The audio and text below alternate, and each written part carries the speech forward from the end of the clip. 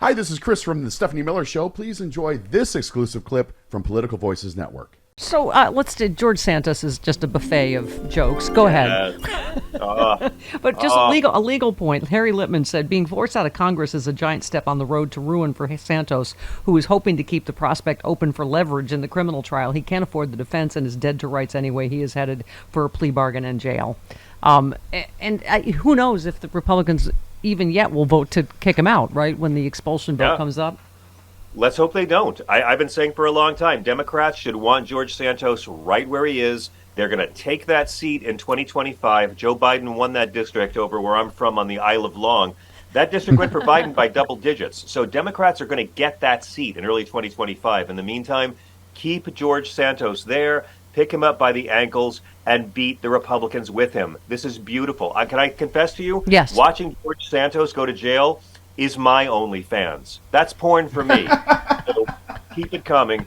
I love that Chris had to explain to Jody and I. I was like, what? That OnlyFans is porn. I was like, home porn? Ew. It's porn for people who like to pay for things they could get for free elsewhere. Right. That's what it really for is. people that can't afford Sephora with campaign money. He's a gay immigrant for Trump. That's proof God loves us and wants us to laugh, Steph. By the way, here's one of the main points. Palmer Report says Donald Trump comes off as fully senile in every public appearance. His handlers are resorting to ghostwriting aggressively offensive social media posts for him just to distract from it, and he's unable to participate in any primary debates. This is the political story of 2023.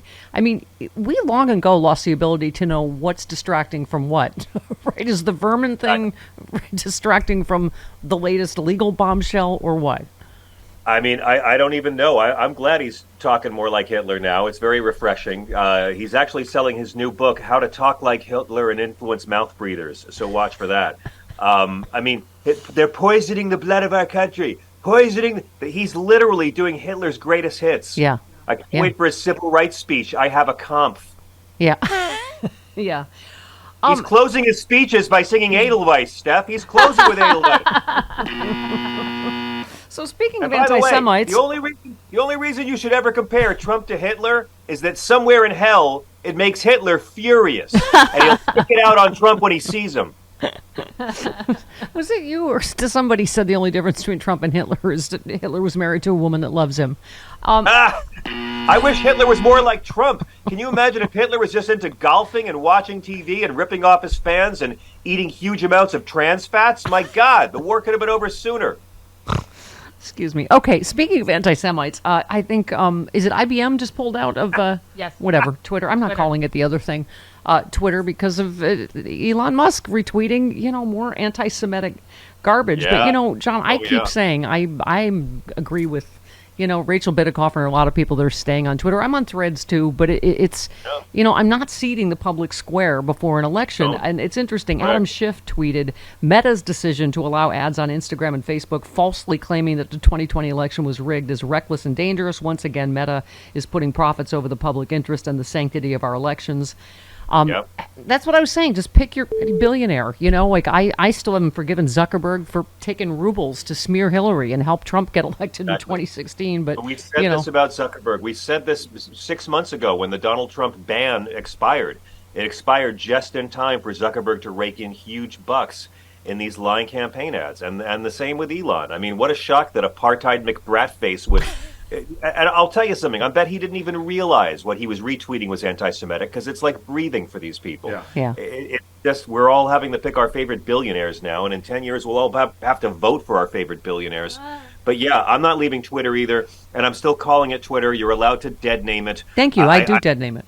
I just feel like there's already enough websites with the letter X in the title. We don't need more. Exactly. I mean, can you talk a little about the fake machismo that we saw this week with these? I mean, it's not a surprise with having a bully as the head of their party who incites violence on a daily basis. But what a ridiculous display, right? The Mark Wayne McMullen, Carrington Colby Devereaux the third. Yeah, that guy. That guy. I mean, look, and again, and then Kevin McCarthy shoving or kidney punching or whatever he did somebody. I mean, and then I just the horror off. I can't get enough of. I know. I mean, every minute they spend fighting each other is another minute they're not investigating Hunter Biden. And, look, we know Republicans can't govern.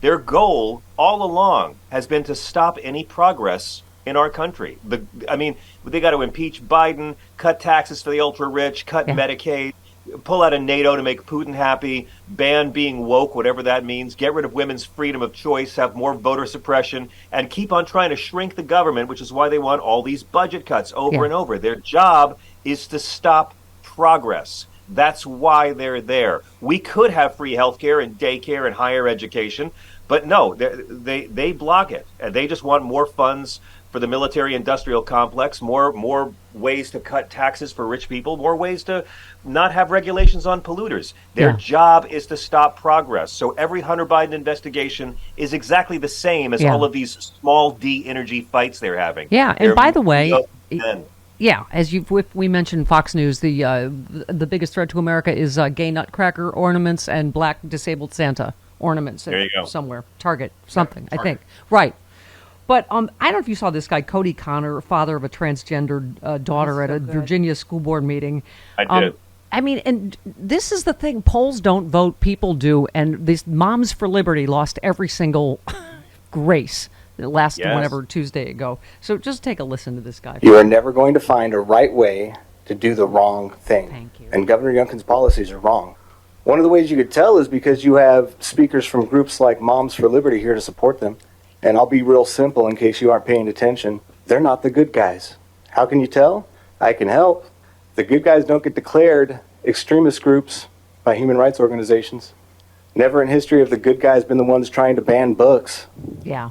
I mean, he was awesome. I don't know if you watched that whole thing. Right, no, I saw it. It was wonderful. And he's right. Never in history have extreme religious conservatives been the good guys either. Look at the Middle East. Look at here. You put extreme religious conservatives in power, and it always leads to the opposite of what their religions teach. Yeah. But, I just take a lot of faith out of the fact that these right-wing Christians have always slowed us down, but eventually the atheists and the agnostics and the non-Christians and the majority liberal and moderate Christians always eventually make things better. I've watched homophobia become a stigma. I mean, we've watched bigotry get marginalized, and it still has a long way to go. But I mean, hating transgender children's not going to get more popular. Yeah. Younger people are not going to get meaner than their parents and grandparents. We are, as a species, we're bad at a lot of things, but we are generally becoming kinder with each passing generation. My dream is day after the election, I will be wearing my Love Trump's Hate t-shirt, because that's what I think it's going to be about. And you, just so America knows, I finally cracked under 12 years of pressure. I've agreed to 11 billion sexy liberal 2024 shows. I pitched Hal Sparks the Vermin Tour. I don't know. Well, we can spitball what we're going to. I like that. All right. But January 20th, the first one up in San Francisco. Right. SexyLiberal.com. And do not miss a show on SiriusXM Progress with John Fugelsang. We love you, John. Love you guys. And isn't it great that Glenn Youngkin's never going to be the great beige hope anymore for the Republican Party? Have a great weekend. There it is, my first drink of the day, Z-Biotics Pre-Alcohol Probiotic.